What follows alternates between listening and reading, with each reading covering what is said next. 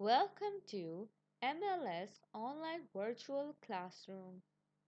Today, in Unit 2, The World Around Us, we will be covering the section of grammar, in which we will learn about personal pronouns.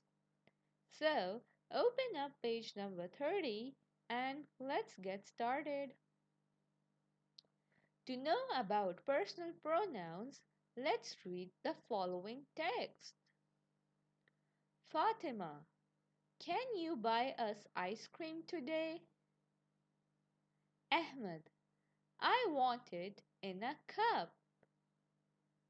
Fatima, can you take us to the park today?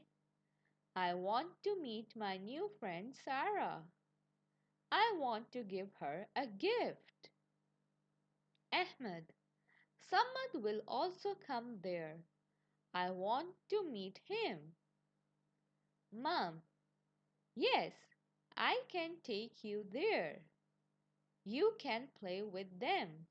Both of you should let me finish cooking first. Fatima, thank you, Mom. We can wait.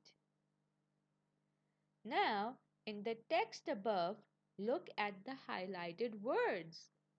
These are personal pronouns. A personal pronoun is used to replace a noun.